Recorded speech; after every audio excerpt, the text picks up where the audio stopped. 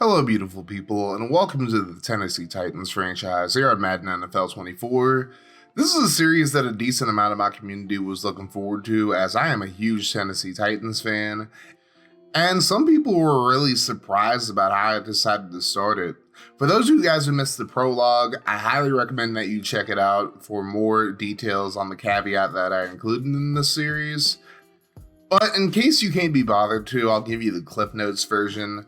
Long story short, in this series, Derrick Henry retired due to multiple different circumstances, and now the offense, if not the entire team, is in complete disarray. Without the man that's been the best player offensively on the team for years, the Titans' offense is going to look a lot different than it has in quite some time.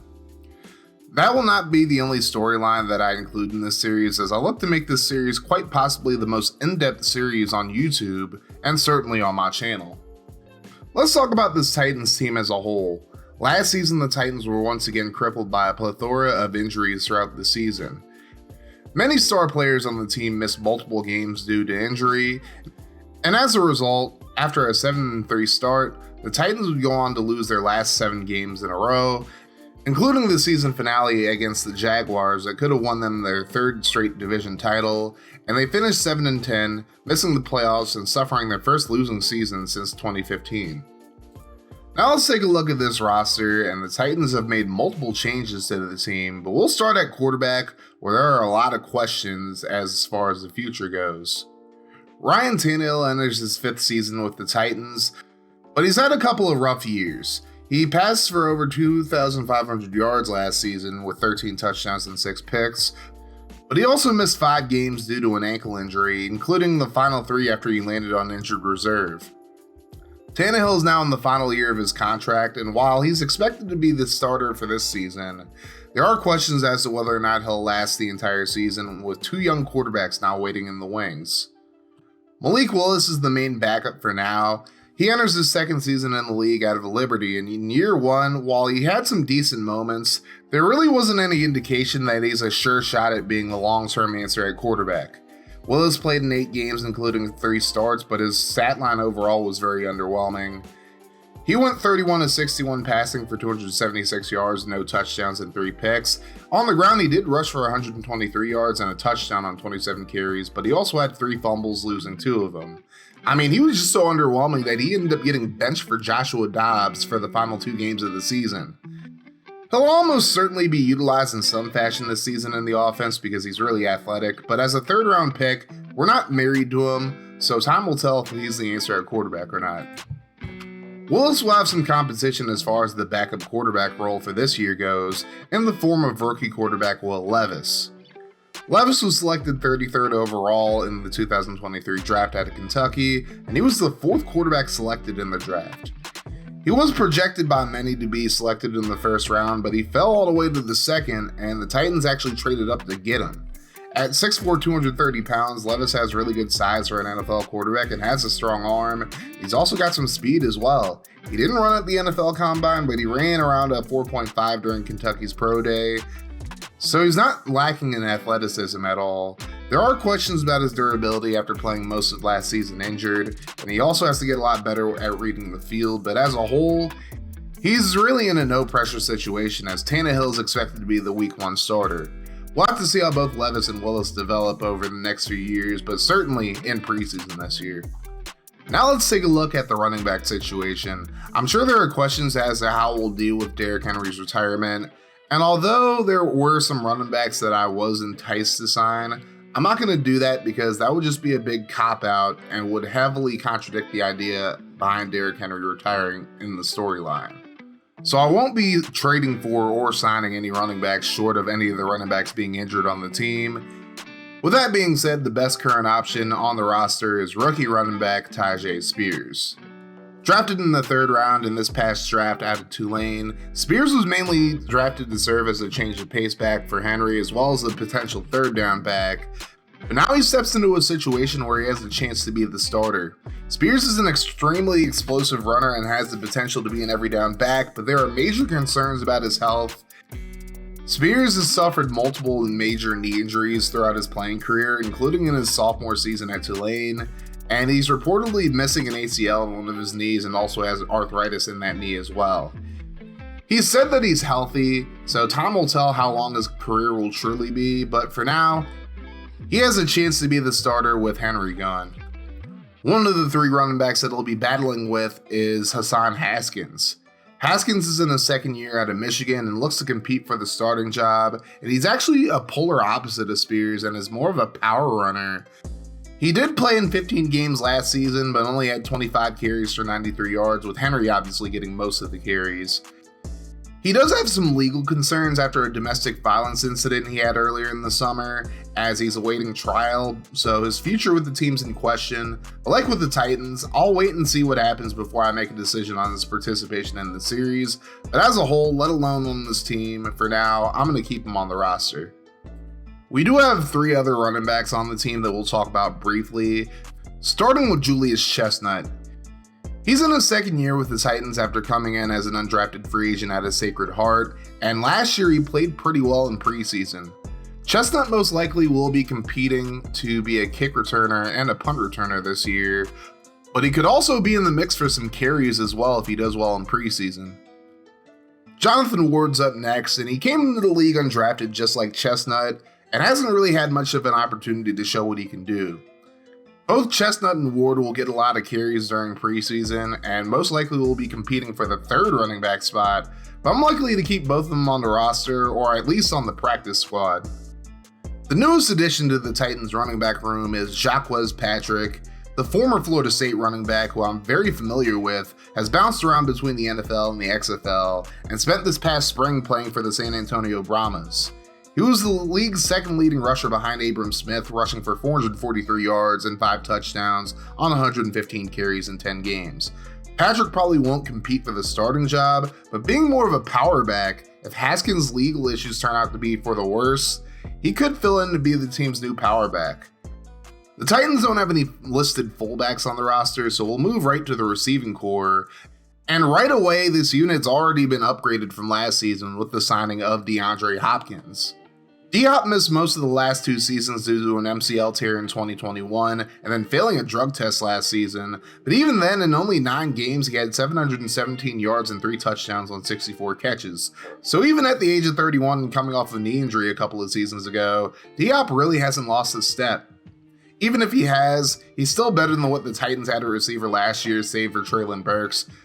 Over the years, the Titans have signed a lot of receivers past their prime, like Randy Moss, Eric Moulds, Andre Johnson, and Julio Jones, and most of them just failed to either stay healthy or contribute.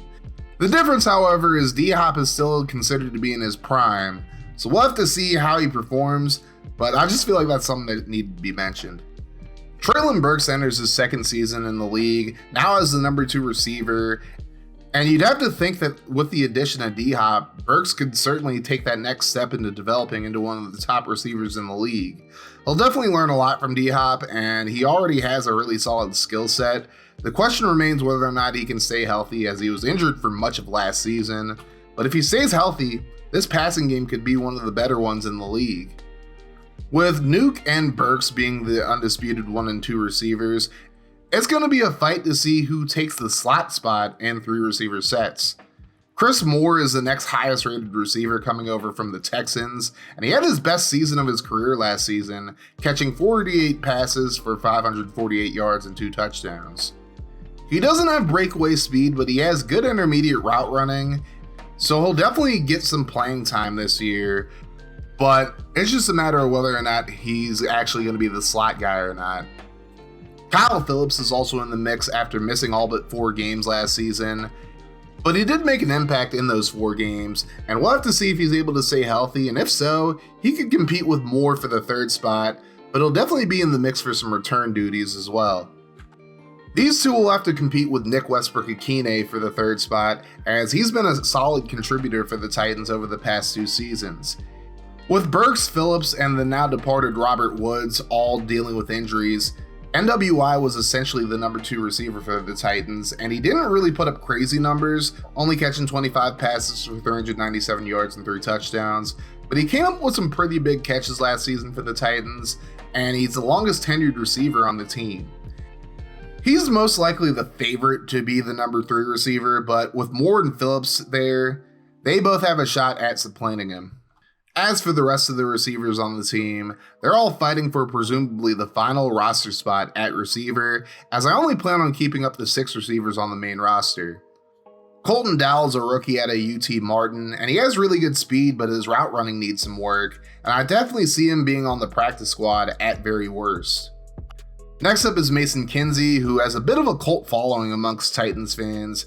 He's probably the best route runner of the bubble receivers, but also isn't very athletic compared to the field, but he could contribute on special teams and even be a return man.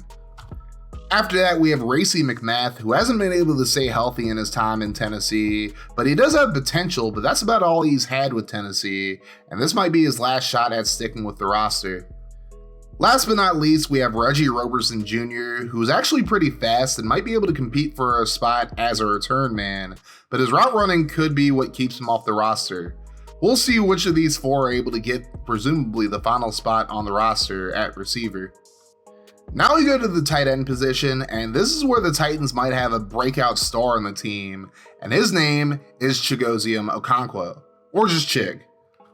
A lot has been said about how blessed the Titans/Oilers have been at the running back position, but they've had a pretty big history of talented tight ends with guys like Frank Wycheck, Bo Scaife, Jared Cook, Jonnu Smith, and of course the great Delanie Walker gracing the tight end position for the Titans, and now Okonkwo looks to join those ranks.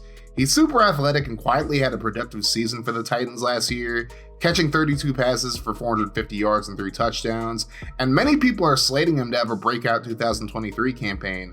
We'll have to see how that works out for him, but the future looks bright. Backing him up will be Trayvon Wesco, who comes over from the Bears, and he'll be the fullback in any 2-back sets that the Titans have.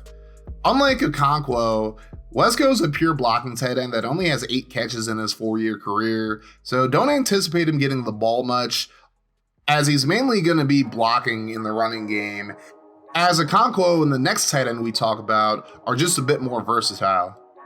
And the next tight end I'm going to talk about is rookie Josh Whyle. Entering its first season out of Cincinnati, Whyle is similar to Okonkwo in skill set, so we definitely will be having him in a lot of double tight sets to offset the lack of depth that the Titans seem to still have at receiver. This could end up turning into one of the best tight end tandems in the league.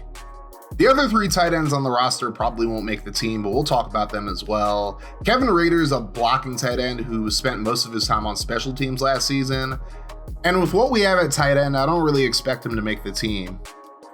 Alize Mack makes his return to the NFL after spending this past spring in the XFL, catching 28 passes for 230 yards and a touchdown with the San Antonio Brahmas, and his skill set's more like Okonkwo's and Wiley's than Wesco's, and thus I don't see him making the team. Last but not least, Morgan Cox is just the long snapper, so unless Madden decides that they want to make long snappers matter in this game, I'm not just going to keep a long snapper on my team when I can just have a lineman long snap. Now we go to the offensive line, where there are a ton of changes. Gone are Taylor Lewan, Ben Jones, and Nate Davis. So that, along with Nicholas Petty-Frere's 6-game suspension, which I will be honoring in this series, means that we'll have 4 new starters on the offensive line entering week 1. At left tackle, we have Andre Dillard, the former first-round pick coming over from the Eagles. While Dillard isn't a world beater by any means, he at least is an upgrade over the absolute turnstile that we had at left tackle that was Dennis Daly. My main concern about Dillard is the fact that the Eagles felt very comfortable starting Jordan Mailata over him last season, though a lot of my friends that are Eagles fans have reassured me that it's more about Mailata just being an absolute beast than any detriment towards Dillard, and Dillard did play well in spots when the Eagles needed him. Dillard's 27 years old, so there's still time for him to develop into at least being a solid left tackle. Behind him is Jalen Duncan, a 6th-round pick out of Maryland, and he's about as raw a prospect as you can get. He has really good athleticism and is more of a finesse blocker than power blocker, but he has a lot of work to do if he wants to be the long-term fix at left tackle. Andrew Rupsich is the 3rd left tackle we have, and I don't really see him making the roster, but we'll have to see. At left guard, we have our 1st-round pick, Peter Skoronski out of Northwestern. He was rated as one of the best offensive lineman prospects in this past draft, and he really fits a need at left guard. He's very strong and is a really good pass blocker, and he's pretty versatile as far as positions that he can play. He is a rookie, so obviously there are going to be some growing pains, But having to go up against guys like Jeffrey Simmons, Danico Autry, and others in practice every single day will certainly help Skoronski develop into what we need him to be. Backing him up is former second-round pick Dylan Radins, who has just not developed well since entering the league, and he could end up being gone at some point this season or next. And then we have John LeGlue, who probably will be cut in preseason if we're being completely honest. Replacing Ben Jones at center will be Aaron Brewer, who moves over from the left guard position. He'll be the only returning starter in week 1, as I will honor NPF's 6-game suspension, as I mentioned. Brewer was not very dependable last season, but he was far from the worst offensive lineman on the team. Then again, aside from Jones and Davis, most of the offensive line was pretty bad. Maybe moving inside might actually help him turn things around, but this is likely his last shot at being a starter on this team, if not in the league. Backing him up will be Corey Levin, who's done pretty well in preseason, and honestly, he might have a shot at taking Brewer's spot if Brewer really struggles early on. Replacing Nate Davis at right guard is Daniel Brunskill, who comes into the Music City after 4 years with the 49ers. And jack of all trades but master of none would be the perfect description of him, as he can pretty much play any position on the offensive line. It's just a matter of how good or bad he's actually at those positions. He's not exactly the strongest guard in the league, and actually isn't a great run blocker, but he can hold his own for the most part, and again, his versatility is unmatched. We'll have to see how he does as a starter in Tennessee. Backing him up is Jordan Roos, who I don't believe is related to former Titan Michael Roos, but I'll have to figure that one out, I guess. Nicholas Petty-Frere will end up being the starter at right tackle after he returns from his 6-game suspension for violating the league's gambling policy, but he was actually pretty putrid last season in pass blocking, so if he has another season like that, I don't expect to keep him beyond this season. Chris Hubbard will most likely be the starter to open the season while MPF serves as a suspension, but at 32 years old, he's definitely not the long-term fix at right tackle, but he could end up being the starter this year if NPF struggles when he comes back. And we have John Ojukwu, who I don't expect to make the roster. Now we move to the defensive side with the offense rounded out, and we're going to start with the D-line. After having to bump out the outside linebacker for much of last season due to the injury of Harold Landry, Danico Autry returns to his natural position at defensive end. Despite missing 5 games due to injury himself last year, Autry had 8 sacks, just 1 down from his 9-sack season in 2021, and remains one of the most underrated defensive linemen in the league. He's solid in run stopping, but he's also a very good pass rusher on the interior. And I don't think he'll be on this team past this season since he's 33 now, but he should be a big contributor this year at least. Naquan Jones, who was a pretty solid player off the bench, will be the backup to Autry. On the right side of the defensive line is none other than Big Jeff Simmons. In my opinion, Jeffrey Simmons is still criminally underrated by a lot of people, but he's probably the second best player on the Titans defense. Despite missing 2 games last season and playing much of the second half with an injury to his foot, he still registered 54 tackles, including 9 TFLs and 7.5 sacks. Simmons just signed a big extension for the Titans, so expect him to be a big-time contributor for the defense throughout the series. Jaleel Johnson most likely will be the backup to Simmons. In the middle is nose tackle Tier Tart. He's mainly a run-stopping specialist, and you probably won't see him much on passing downs, but he's been very solid over the past couple of years. Last year, he had 34 tackles and 5 TFLs, as well as a sack and a half, and even had an interception as well. Tart is in the last year of his contract, but is somebody I'd like to keep around long term. And the main backups to him are going to be Tyler Shelvin and Jaden Peavy. Now we'll talk about the edge rushers on the team, and we're going to start with one of the new starters on defense, Arden Key. After a slow start to his career, Key has really turned it around, logging 6.5 sacks for the 49ers in 2021 and 4.5 for the Jaguars last season. With Bud Dupree now gone, Key looks to step into the starting role to replace him. Now let's talk about the return of Harold Landry on the right side. Landry missed all of last season after tearing his ACL right before the season even started, and his absence was sorely felt. Landry led the team in sacks in 2021 with 12 of them, And even though the Titans had just 4 less sacks last year than they did in 2021, they weren't able to get constant pressure on the quarterback like they did with Landry. We'll have to see how he bounces back from his knee injury this year. The main reserve edge rusher for the Titans will be Rashad Weaver, who actually had a pretty solid season last year, racking up 27 tackles, 7 TFLs, and 5.5 sacks. He still has 2 years left on his contract, so if he's able to perform well, we could end up seeing him moving up as a starter, replacing Key, or even possibly Landry. The main reserves on the edge will be Zach McLeod and Sam Aquanu. Our first real position battle on defense starts at inside linebacker with the departures of David Long and Zach Cunningham, but that won't include free agent acquisition Azeez Al-Shaair, as he's going to be the top guy replacing David Long. He's one of the more athletic middle linebackers in the league and is a sure tackler. Last season with the Niners, he had 44 tackles in a TFL as he missed 5 games due to an MCL sprain, and as long as he stays healthy, he's likely to be the top guy in the middle. The second spot is up for grabs, however, and the Titans have a bunch of unproven guys there, starting with Ben Neiman. He comes to Nashville after spending his first 4 seasons as a spot starter for the Chiefs before playing last year in Arizona. He's honestly very similar in skill set to Al-Shaair, and even if he doesn't start, he definitely will be getting playing time, but there is a lot of competition at this middle linebacker spot. Next up is Monty Rice, one of the 2 returning interior linebackers on the team. He enters his 3rd season in the league, finally having a shot to be the starter after being the backup for the past 2 seasons, and he actually played a handful of games over the past few years due to injury, and played fairly well, but the Titans are going to need him to really step up and get to the next level in the preseason if he expects to be the starter.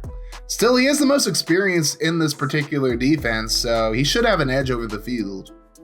Next up, we have Chance Campbell, a former 6th-round pick out of Ole Miss, and Campbell was a player that actually played really well in the 2022 preseason, but unfortunately had his season cut short before it even started after suffering a knee injury. Now he's back and has a chance to get some playing time at middle linebacker, but we'll have to see how he does in the preseason coming off that knee injury. The biggest dark horse as far as this competition goes is Dr. Gibby himself, Jack Gibbens. He was a bright spot in a very dark ending to the season for the Titans last year, and he made some plays for the spiraling Titans defense, racking up 28 tackles, a pass deflection, and an interception in 5 games. Dr. Gibby might not be the most talented linebacker in the group, but he plays with a lot of heart and passion, and I think he has a better shot at sticking with the roster than a lot of people are giving him. Luke Gifford is the longest shot to make the roster at middle linebacker, as he really mainly was a special teamer in his 4 years with the Cowboys. He'll definitely get a shot like everybody else, but I think he'll be a long shot to even make the roster, let alone play at middle linebacker. Now that we got the linebackers covered, we'll head to the secondary, starting at corner, and we'll start with the newest acquisition to the secondary, Sean Murphy-Bunting. He is no stranger to the channel, as he was a big contributor during my Buccaneers franchise in Madden 20, and now returns to the channel as a member of the Titans. He had a very good first 2 seasons in Tampa, and then had a huge performance in the playoffs, en route to them winning the Super Bowl in 2020. But over the past 2 seasons, he's been dealing with a lot of injuries, which kind of is par for the course for the team. When he is on the field, though, he's an excellent slot corner who also fares well playing outside, and it's really just a matter of whether or not he can stay healthy. Across from Murphy-Bunting is going to be Christian Fulton, who's in the final year of his rookie contract. Fulton's been a solid corner for the Titans when he's been on the field, but that's just the problem with him. He just hasn't been able to stay healthy and has yet to play a full season for the Titans. But if he can stay healthy and have a breakout season this year, he could end up getting an extension. He definitely has the talent, it's just a matter of whether or not he can stay healthy. Playing in the slot for the Titans will be Roger McCreary, entering his 2nd year with the team. And I wasn't really sure about McCreary when Tennessee drafted him initially, but he was really our most consistent corner last season, and he's capable of playing outside or in the slot, though he mainly will be playing in the slot this year, and he does a solid job in both man and zone coverage. I have high hopes that he can take his game to the next level this year as long as he stays healthy. Behind these 3, however, the corner situation gets a little bit murky. Caleb Farley's listed as cornerback number 4 on the team, and his first 2 seasons have been rough to say the very least. He's only played 12 games over the past 2 seasons after tearing his ACL in 2021 and then suffering a herniated disc last season. His health was a big concern going into the draft a couple of seasons ago, and he hasn't really done much to disprove those concerns. And even when he's been on the field, he's been lackluster at best. I'm hoping he's able to actually perform well this season, but with so many other talented corners on the team, it might be a struggle to even justify keeping him on the roster. If he plays well in preseason, I could definitely see what we can do with him, but he could end up being traded before the deadline. At number 5, we have Elijah Molden, and I really don't think that the Madden ratings people did him any justice by making him a 71 overall. He's one of the more versatile cornerbacks on this team, and the Titans IRL are actually giving him reps at safety, which is where I may end up moving him. I don't expect him to get playing time over the other corners aside from Farley, but definitely expect him to play some safety in preseason, and if he does well over there, he could definitely be put there in case anything happens to Kevin Byard or Amani Hooker. The rest of the corners on the team are Chris Jackson, who was actually pretty decent in 2021, but missed most of last season due to injury, Eric Garrer, an undrafted free agent from Louisiana Lafayette, Trey Avery, who actually got a decent amount of playing time last season and was actually pretty solid when he played, and Stephen Jones Jr., a UDFA at Appalachian State. Now we go to the safety position, and starting things off is one of the best free safeties in the game, the mayor of Murfreesboro himself, Kevin Byard. Byard has been the Titans' ace on defense ever since entering the league in 2016, and he had a rough season back in 2020, but he bounced back and has had 9 interceptions over the past 2 seasons, and it's just an absolute menace both against the pass and in run support. There were murmurs of the Titans trading him after he was asked to take a pay cut, but he ended up taking it, and that helped Tennessee sign DeAndre Hopkins, and now he's ready to help this team eventually win a title. He is 29 years old now, so age is definitely working against him, but I don't expect to see any drop-off from him in 2023. The backups of free safety are currently Mike Brown and Tyreek Jones, but I may end up moving Molden to free safety to back up Byard. At the strong safety position, we have one of the most underrated safeties in the league in Amani Hooker.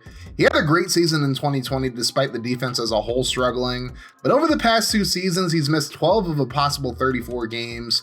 So just like a lot of players on this defense, his health is a bit of a concern, but when he's on the field, he's a difference maker when playing in the box or in coverage, and if he's able to stay healthy this season, that's going to help out this defense exponentially. Competing for the number 2 spot at strong safety are Molden, AJ Moore, Josh Thompson, Shaheem Carter, and Matthew Jackson. Now we'll go to special teams, and we'll start out with a very murky situation at kicker.